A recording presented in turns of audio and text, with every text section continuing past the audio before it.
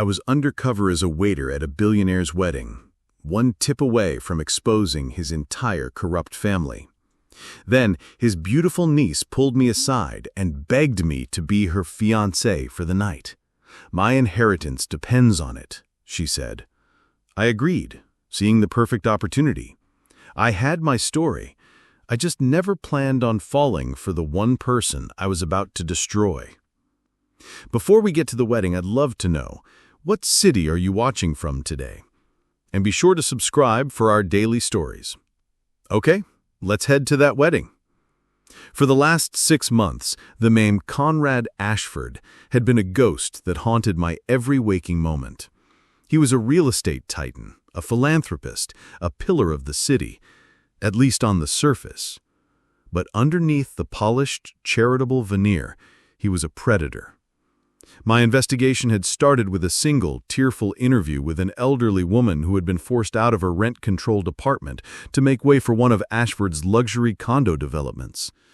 And it had spiraled from there. A long, dark, corrupt trail of forged documents, of shell corporations, of political bribery. I had the story. I knew he was a crook.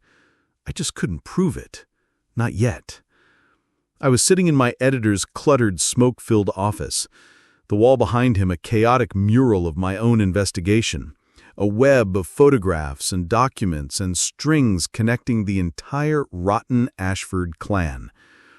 "It's not enough, Caleb," my editor, a man named Frank, who had the weary, cynical eyes of a man who had seen it all, had said. "It's all circumstantial. We print this, and his lawyers will tear us to shreds." He had then pointed a nicotine-stained finger at a picture of Conrad's study. "You need the ledger. The offshore ledger. My source says he keeps it in his home office. It's the one thing that connects all the dots. It's the smoking gun." "And how exactly am I supposed to get that, Frank?" I asked. "Walk up to his front door and ask for a tour?" Frank had just smiled. A slow, predatory, unsettling smile. "As it happens," he had said, "there's an open house this weekend, of a sort. His daughter, Tatum, is getting married, at the family estate, and—" he had slid a cheap black-and-white waiter's uniform across the desk towards me. And so, my mission was set. I was to trade my reporter's notebook for a tray of champagne glasses. I was to go behind enemy lines, not as a journalist, but as an invisible, anonymous member of the serving staff. My one and only objective was to find a way into Conrad Ashford's study and to get a photograph of that ledger. I looked at myself in the mirror on the night of the wedding. The man staring back at me was a stranger. The cheap polyester uniform felt like a costume, a lie I was wearing on my own skin. My press pass was gone, replaced by a fake name tag that read simply, Mark. I was a seeker of the truth, a man whose entire career was built on a foundation of honesty, and I was about to walk into a lion's den, disguised as a sheep. The Ashford family estate was a monument to a new, tasteless kind of money.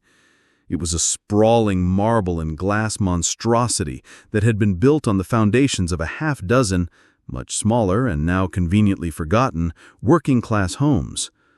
It was the physical embodiment of my entire investigation. And the wedding of the year, the union of Tatum Ashford and some equally soulless, blue-blooded hedge fund manager, was its grand, cynical coming-out party. I moved through the party, a ghost in a cheap black-and-white waiter's uniform. My job was to be invisible, to serve champagne, to clear away the half-eaten plates of lobster, and to listen. I watched my target, the patriarch, Conrad Ashford, as he held court by the grand ice-sculptured fountain. He was a predator in a $1,000 suit, his smile a flash of brilliant white teeth, his eyes the cold, dead eyes of a shark. I was a reporter, and my every instinct was screaming at me that this man was guilty. But instincts, as my editor had so helpfully reminded me, are not admissible in a court of law. I needed the ledger. My plan was to wait until the party was in full swing, until the guests were a few glasses of champagne deep into their evening, and then to slip away, to try and find my way to his private study. It was a long shot, a stupid one even, but it was the only one I had. It was as I was making my way through the crowded terrace that I saw her. She was standing in a secluded corner of the garden, a world away from the loud, boisterous party, and she was in the middle of a quiet and clearly very vicious argument with a handsome, arrogant-looking young man.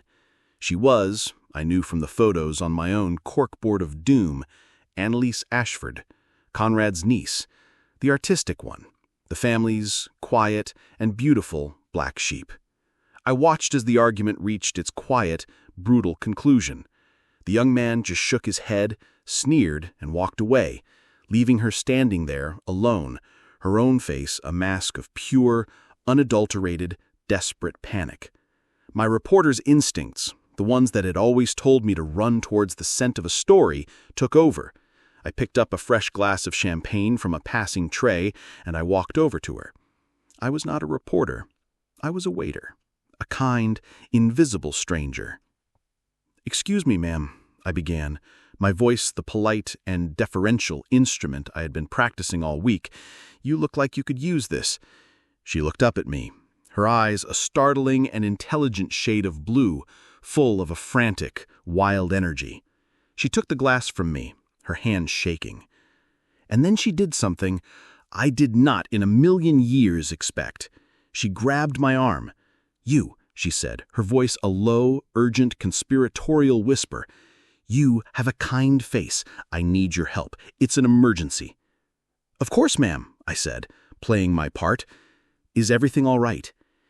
"No," she said with a short, sharp, and humorless laugh. "Nothing is all right." She then told me the entire insane, interesting story. She told me about her late grandfather's will.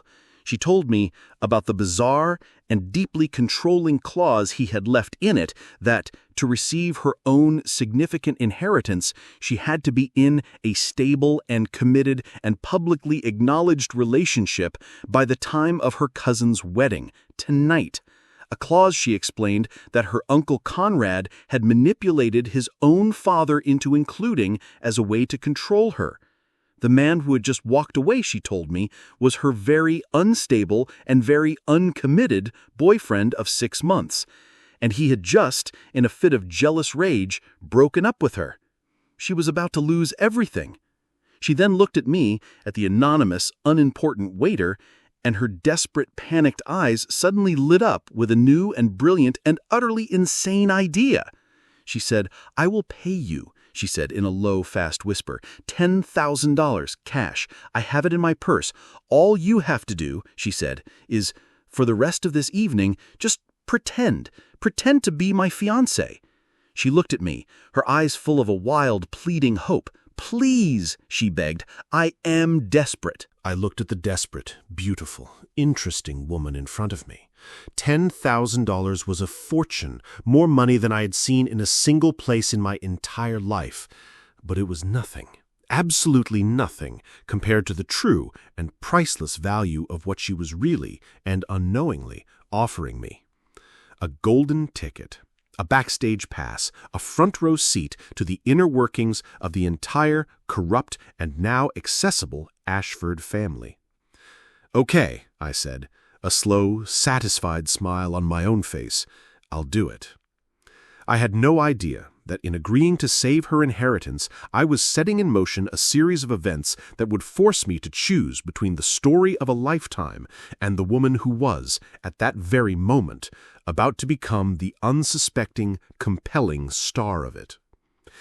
The woman, Annalise, was looking at me with a desperate, pleading hope in her eyes, and I, a man who had come here to burn her entire world to the ground, made a choice. "Okay," I said, my voice a quiet, treacherous thing. "I'll do it." What followed was a frantic, whispered, surreal masterclass in espionage. She pulled me behind a large marble statue. "Okay," she began, her voice a low, fast, and surprisingly steady instrument. "Your name is not Mark. Your name is Emmanuel Lawrence. You are an investment banker from Chicago. We met 6 months ago at an art auction. You are quiet, respectable, and boring. Can you do that?" "I was born for this role," I said, with a confidence I did not feel. "Good," she said, "but you can't be a fiancé in that uniform." She led me through a side door into the vast, silent, and cathedral-like interior of the mansion. She took me to a clearly unused guest suite. On the bed was a perfectly tailored and eye-wateringly expensive-looking tuxedo.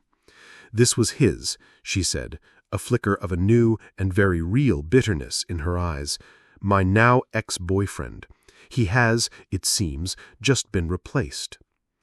I changed into the tuxedo of a man I had never met. It fit perfectly. I was no longer an invisible waiter. I was a lie, dressed in a dead man's suit.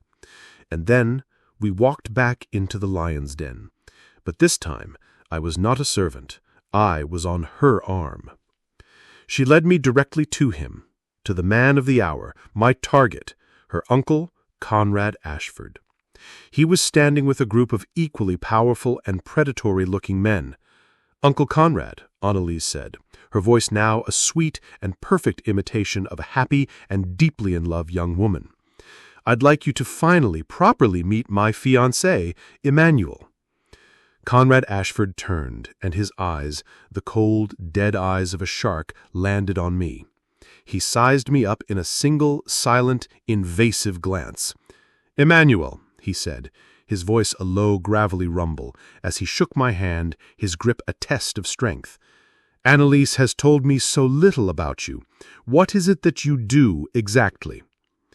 I had been preparing for this moment for 6 months. I played the part. I was a bland but successful investment banker. I spoke of portfolios, of mergers, of the boring business of making rich men richer. I was, in that moment, the most uninteresting man in the entire world, and he, a man who only valued the interesting and the useful, lost interest in me almost immediately. I had passed the test. I was in. For the next hour, I was a ghost of a different kind. I was no longer the invisible waiter. I was the invisible, uninteresting fiancé. And from this new and privileged position, I was able to watch. I was able to listen. I heard the whispered backroom deals. I saw the handshake agreements between powerful men. The story, my story, was unfolding all around me. But as I played my part, as I stood beside Annalise, my hand resting proprietarily on the small of her back, I began to see a different story. I saw the way she would flinch, almost imperceptibly, every time her uncle, Conrad, would touch her arm. I saw the weary look in her eyes as she listened to her cousin, the bride, brag about the cost of her wedding. I saw a woman who was not a part of this corrupt, soulless world. I saw a woman who was a prisoner in it. We would have our own quiet, whispered conversations as we moved through the party, our performance as a loving couple, a perfect and deeply ironic shield. She would feed me names and histories and the ugly secrets of the Ashford clan, and I, in return, would listen. I would listen as she told me of her own dreams, her dream of opening a small independent art gallery, a place that would champion young, unknown artists, a world away from her family's obsession with buying and selling big-name, investment-grade art. She spoke of her own quiet rebellion, of the small ways she tried to carve out a life of her own in the shadow of the Ashford empire. She was not the spoiled, vapid heiress I had expected. She was a prisoner in a golden cage, and her spirit was a beautiful and fiercely defiant thing. The moment that changed everything came during the first dance. I was standing on the edge of the dance floor, watching the bride and groom, when Annalise appeared at my side. "So, fiancé," she whispered, a small, wry smile on her face, "it seems we are expected to perform." She took my hand, and we walked onto the floor. The band began to play a slow, classic romantic song. And as I took her in my arms, something shifted. The performance, the lie, it all just fell away. I was no longer Caleb, the reporter, undercover on a mission. I was just a man, holding a beautiful and surprisingly and wonderfully real woman in my arms. We moved together, a quiet, perfect rhythm between us. I looked down at her face, at her intelligent, beautiful, and startlingly honest blue eyes, and for the very first time in my entire, cynical, lonely career, I was not thinking about the story. I was thinking about her. The story I had been building for 6 months was a simple one, a story of black and white, of good and evil. The Ashfords were the villains. I was the hero. But as I held Annalise in my arms, as I listened to her honest dreams, the clean, simple lines of that story began to blur. She was not a villain. She was a victim, just as much as the people her family had destroyed. And my story, the story that was going to make my career, the story that I was so close to finishing, it was going to destroy her too. The music for the dance ended, but the spell it had cast did not. I stood with Annalise in the center of that grand, glittering ballroom, the other couples a distant, blurry sea around us. I was no longer a reporter. She was no longer a source. We were just a man and a woman, caught in a complicated moment of a truth that was far more powerful than the lie we were supposed to be telling. She was the one who broke the silence. She pulled her hand from mine, a look of a new and flustered and vulnerable confusion in her beautiful blue eyes. I need to get some air," she whispered, and then she turned and disappeared into the crowd, leaving me alone on the dance floor with the ghost of a feeling I had not allowed myself to feel in a long, long time. And in that moment, my own professional and cynical heart broke in two. One half, the half that was a good and lonely man, wanted to run after her, to explore the beautiful and impossible thing that had just happened between us.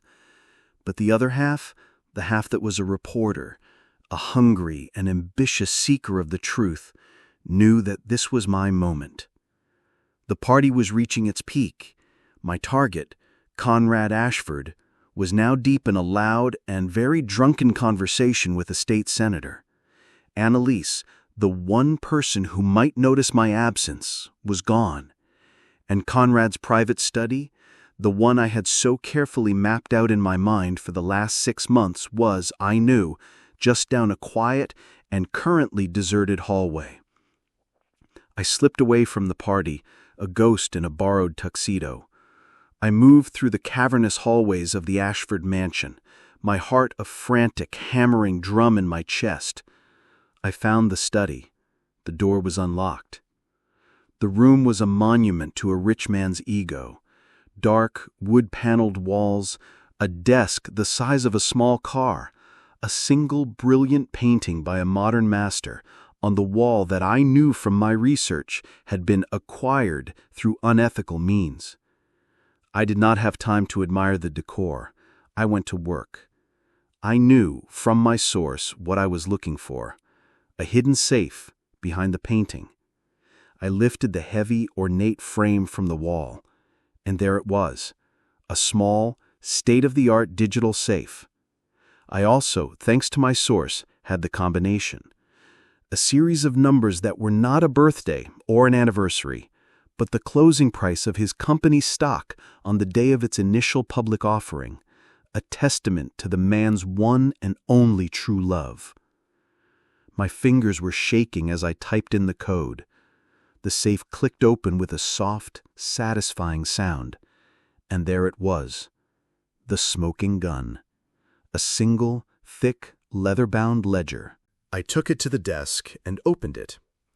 The pages were a meticulous, incriminating record of a decade of his corruption. Bribes to city officials, illegally laundered funds, the names of the families he had pushed out of their homes.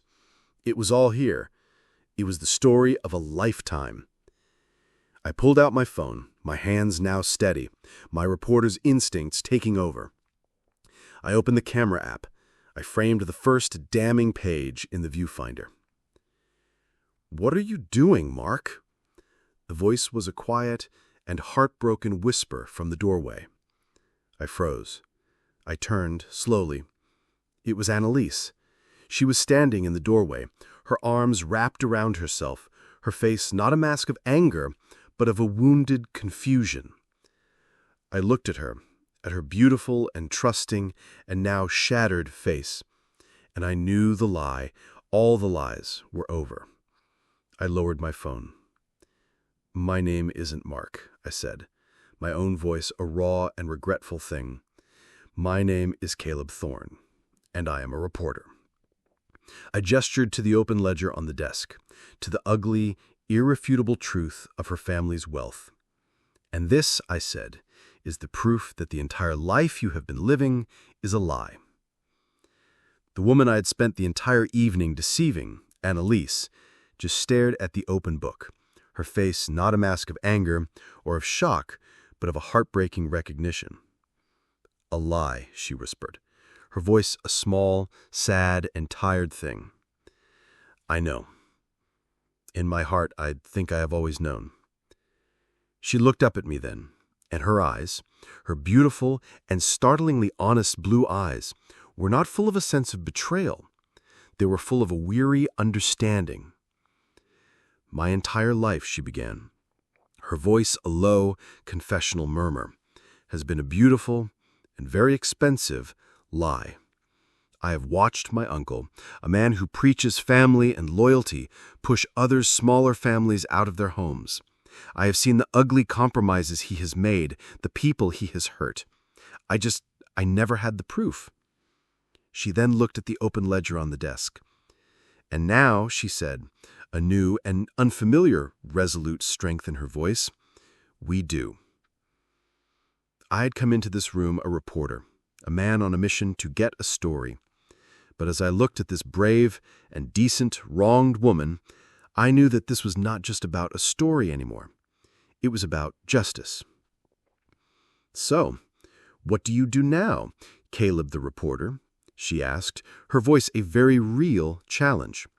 "Are you going to print your story, expose us all, and watch as my entire corrupt, complicated family burns to the ground?"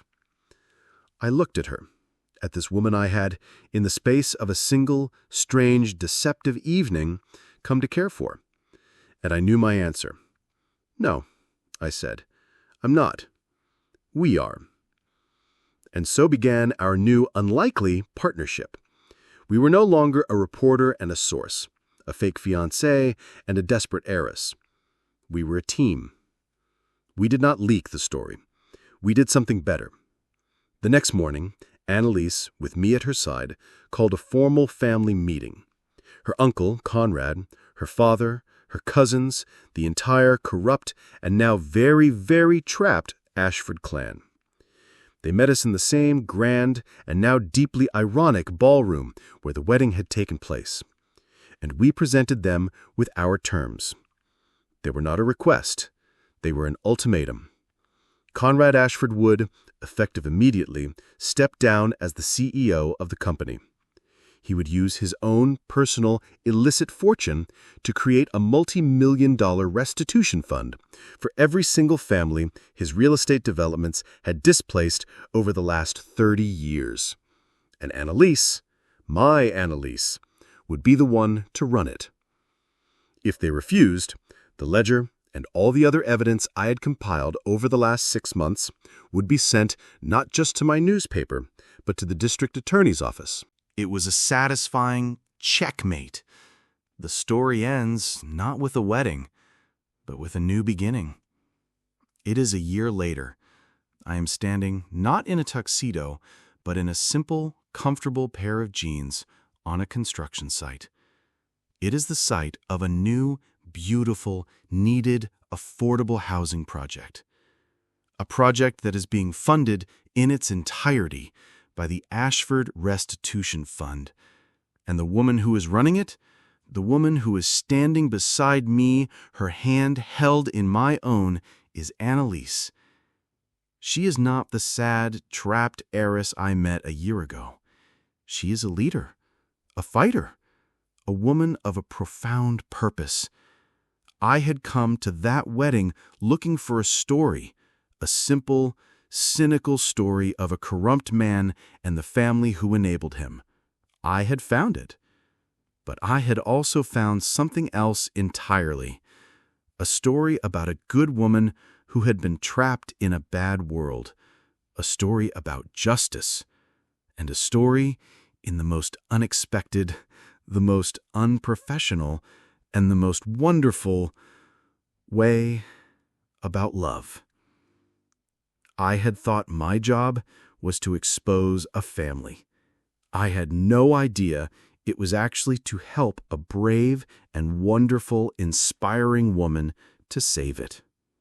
An absolutely brilliant story of a fake relationship that led to a very real and powerful partnership for justice. What an incredible and satisfying twist! What do you think of Caleb's final decision to team up with Annalise instead of just printing the story? Let us know in the comments below. If you were cheering for this unlikely couple, please show your support by hitting that like button and be sure to subscribe for more incredible stories of karma and romance. Don't forget to click the notification bell so you never miss an upload. Thanks for watching, and we'll see you in the next one.